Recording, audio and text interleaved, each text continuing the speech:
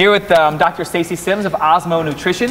I've been using her product for quite some time now. I absolutely love it, but she's going to tell us a little bit more about the long ultra distance events. I mean, a lot of our VQers are doing the Dirty Kansas. A lot of them are doing Ironman triathlon. A lot of them are doing these events that last 9, 10, 11, or 12 hours. Can you talk to us generally how to keep your hydration and nutrition perfect for those types of events?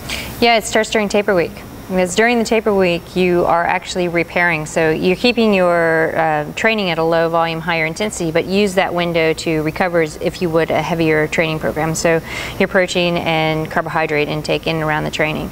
Topping up your electrolytes during that week. So you're looking at magnesium, potassium, and sodium. So pumpkin seeds and bananas and salting your food, those kinds of things. Really staying on top of what's happening during taper week. Because if you have to fix something on race day, you didn't do your job during taper week. So then when you get to race day itself, you back it up the night before. So if the race is on Saturday, Thursday becomes the most important night. That's when you want to get your most sleep. That's when you want to get the best nutrition. And then Friday is a little bit of a fudge factor. You're keeping up on hydration. Then comes race day. Have your normal breakfast. Don't change anything on race day. About 2 hours, 2 to 3 hours before race starts. Having a little bit of a snack 20 minutes before the race starts. And then when you get into the race, you're thinking, okay, if it's an Ironman situation, you get out of the water, you swim for an hour or so, your glycogen levels are a little bit low. So in T1, what are you going to do? You're going to grab a little bit of electrolyte drink, start drinking it as you're transitioning, grabbing real food or whatever, putting it in your pocket, making sure that you eat that first full bar or sandwich or whatever your real food is within the first 10K as you're ramping up to speed, because you're front loading your calories.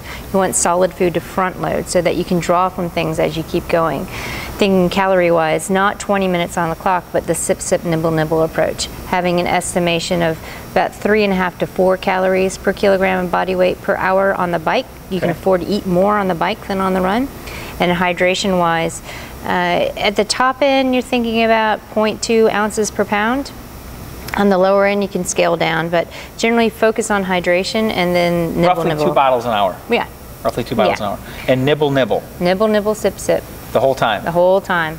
Because you want to think about fueling for what you're doing, but also putting some as a reserve. Because when you get into the run situation, it starts to go downhill, because a lot of people have done what they on the bike wrong. And the fact that they focus so much on calories because they don't want to hit a wall, but now they've overloaded their system and they really can't run because they've overloaded. So when you overload, how do we get through that? So that was my next question is, these best laid plans are great, but always what happens is 4 or 5 or 6 hours into the event, they have GI issues, stuff starts to go wrong. How do we kind of like right the ship? Because I mean, even the best nutrition sometimes goes awry. Exactly. Yeah. How do we get these guys back on track?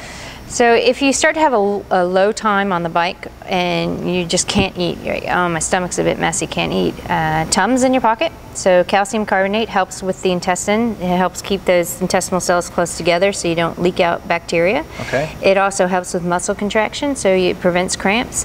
And then the peppermint part of the Tums is anti-nausea. It's a natural anti-nausea. Peppermint Tums. Peppermint Tums. Great. And then focus on hydrating during that point. So slow sips of hydration fluid, not calories, and then using some glucose tablets again to get you through that low time to help settle your stomach.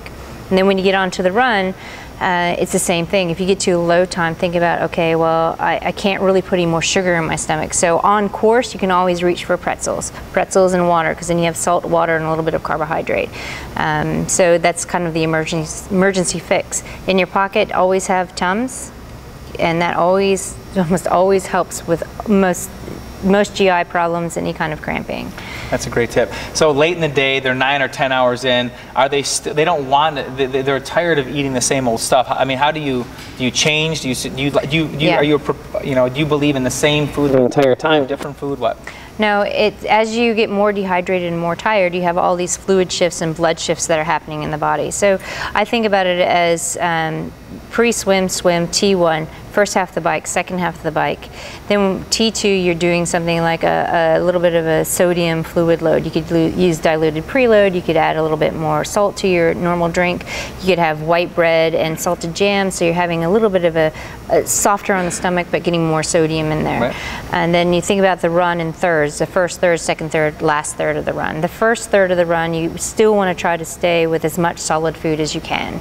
So little sandwich bites, potatoes, bars, whatever it is. the middle third of the run, when you start to be a little bit off and you're like, I just can't eat anymore, this is where you can go to the semi-solid. So you're going with the energy chews or jelly beans or dots or something like that. And on course, again, you can reach for some pretzels or other bland, salty food that's out there.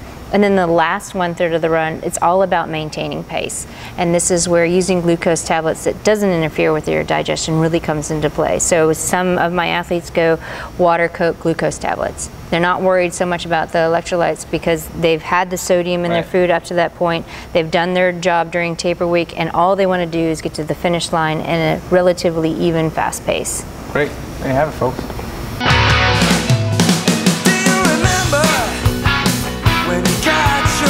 Break.